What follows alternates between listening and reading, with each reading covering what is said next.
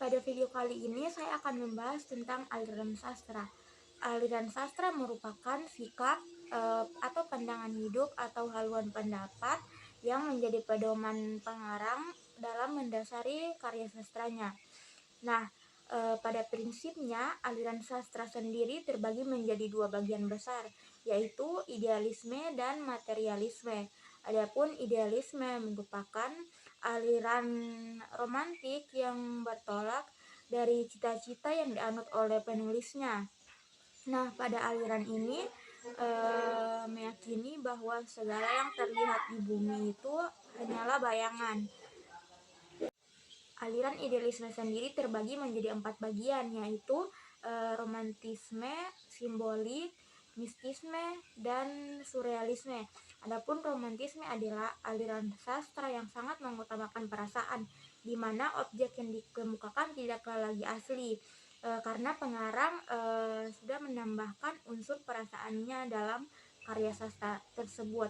Nah, selanjutnya adalah aliran simbolik. Aliran simbolik sendiri merupakan aliran yang berdasarkan atas naturalisme dan realisme, di mana pengarang berupaya menggambarkan pengalaman batin melalui simbolik. Di sini saya akan melanjutkan materi lanjutan, yaitu mistisisme. Mistisisme adalah aliran kesusastraan yang bersifat melukiskan hubungan manusia dengan Tuhan. Mistisisme selalu memaparkan keharuan dan kekaguman si penulis terhadap Sang Pencipta. Contoh karya sastra yang beraliran ini adalah sebagian besar karya Amir Hamzah, Bahrum Rangkuti, J.E. Tangkeat. Surrealisme. Surrealisme adalah aliran karya sastra yang melukiskan berbagai objek dan tanggapan secara serentak. Karya sastra bercorak surrealisme ini umumnya susah dipahami karena gaya pengucapan yang melompat-lompat dan kadang terasa agak kacau. Contoh karya sastra aliran ini misalnya Radio Masyarakat, Rosihan Anwar, Merahnya karya Iwan Sipatumpang, dan Tumbang karya Trisno Sumarjo. Materi B, materialisme. Materialisme berkeyakinan bahwa segala sesuatu yang bersifat kenyataan dapat diselidiki dengan akal manusia. Dalam kesusastraan, aliran ini dibedakan menjadi 3, yaitu realisme, naturalisme, dan impresionisme. Realisme adalah aliran sastra yang berusaha menggambarkan atau memaparkan atau juga menceritakan suatu sebagaimananya kenyataan. Aliran ini umumnya lebih objektif, memandang segala sesuatu tanpa mengikut sertakan perasaan.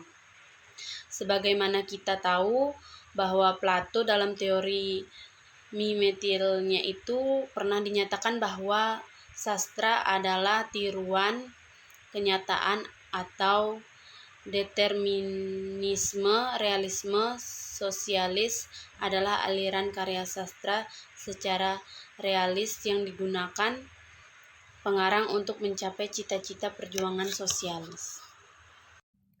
Naturalisme adalah aliran karya sastra yang ingin menggambarkan realitas secara jujur, bahkan cenderung berlebihan dan terkesan jorok.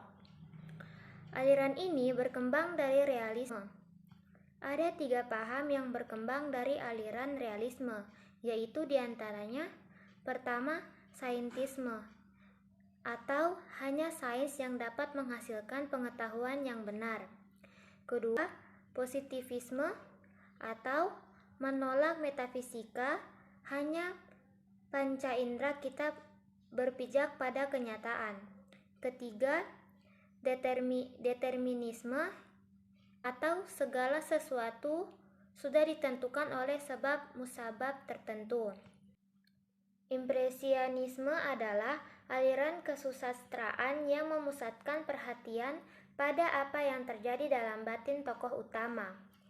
Impresionisme lebih mengutamakan pemberian kesan atau pengaruh kepada perasaan daripada kenyataan atau keadaan yang sebenarnya. Beberapa pengarang pujangga baru memperlihatkan impresionisme dalam beberapa karyanya. Tokoh-tokoh sastra Indonesia. Kemunculan buku 33 tokoh sastra Indonesia paling berpengaruh yang disusun tim 8 Pusat Dokumentasi Sastra atau PDS Habib Yasin menuai kontroversi. Di dunia maya, kalangan aktivis sastra mempertanyakan metode pemilihan tokoh yang dipilih tim 8, bahkan tak sedikit kalangan yang mempertanyakan terpilihnya Denny J.A. menjadi salah satu tokoh tersebut. Karya-karya Denny J.A. melalui puisi esainya dinilai tidak berpengaruh sama sekali. Namun, tim 8 memiliki penilaian sendiri melalui perdebatan sengit pihak internal atas siapa saja yang berhak masuk dalam 33 tokoh tersebut. Jamal D. Rahman, ketua tim 8 sebagai penyusun buku, mengatakan pihaknya bukan menilai melalui karya sastrawan semata. Dia memberi contoh banyak karya sastrawan seperti Danarto dan Seno Gumira Adjidharma yang sangat baik dan diakui oleh publik. Tetapi pengaruhnya terhadap perkembangan sastra Indonesia sangat kurang. Ada pula, katanya, karya yang dihasilkan sastrawan biasa saja, tetapi pengaruhnya terhadap perkembangan sastra Indonesia menjadi perdebatan dan polemik yang cukup berkepanjangan. Akhirnya, kami memutuskan 33 tokoh sesuai yang kami sepakati, yaitu tim 8. Paparannya saat diskusi dan launching buku di PDS HB Yasin Taman Ismail Marzuki, Jakarta, Jumat 1 Maret 2014. Adapun ke-33 tokoh sastra Indonesia paling berpengaruh yang menuai pro dan kontra tersebut antara lain. Yang pertama, Kwe Tek Hoai. Yang kedua, Mara Roesli. Yang ketiga, Muhammad Yamin. Yang keempat, Hamka. Yang kelima, Armin Pane. Yang keenam, Ajib Rosidi. Ketujuh, Taufik Ismail. Kedelapan, Ajib Rosidi. Kesembilan, NH Dini. Kesepuluh, Sapardi Djoko Damono. Ke-11, Arif Budiman. Ke-12, Sultan Takdir Alis Jahbana. Ke-13, Ahdiyat Karta Miharja. Ke-14, Amir Hamzah. Ke-15, Trisno Sumarjo. Ke-16, HB Yasin. Ke-17, Arifin C. Nur. Ke-18, Sutarji Calzom Bahri. Ke-19, Gunawan Muhammad. Ke-20, Putu Wijaya. Ke-21, Remi Silado. Ke-22, Abdul Hadi WM.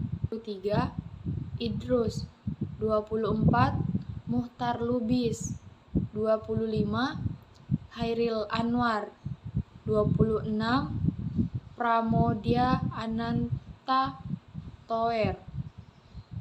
27, Iwan Simatupang. 28, Emma Ainun Najib. 29, Afrizal Malna. 30, Denny J.A. 31, Wowok Hesti Prabowo. 32, Ayu Utami. Dan yang terakhir, 33, Helvi Tiana Rosa. Buku ini menunjukkan bagaimana 33 tokoh sastra Indonesia ini memiliki pengaruh karena karya-karya, kegiatan, dan pembaruan mereka. Tiap tokoh sastra memiliki keistimewaan masing-masing di zamannya. Mereka mempunyai prestasi dan karya yang yang monumental sehingga menjadi inspirasi para penulis karya sastra generasi berikutnya.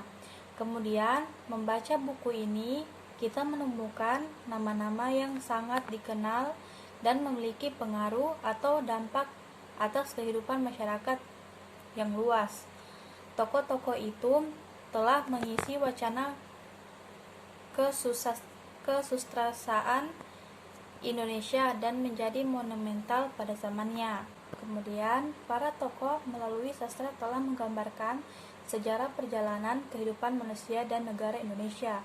Dari waktu ke waktu, para tokoh sastra yang diprofilkan di buku ini merupakan pribadi-pribadi yang dengan satu dan lain cara memberikan pengaruh pada kehidupan, sastra, atau kebudayaan Indonesia secara umum. Tokoh-tokoh tersebut menginspirasi dan menggerakkan motivasi masyarakat untuk mengoperasikan, membaca, menulis, dan menciptakan karya.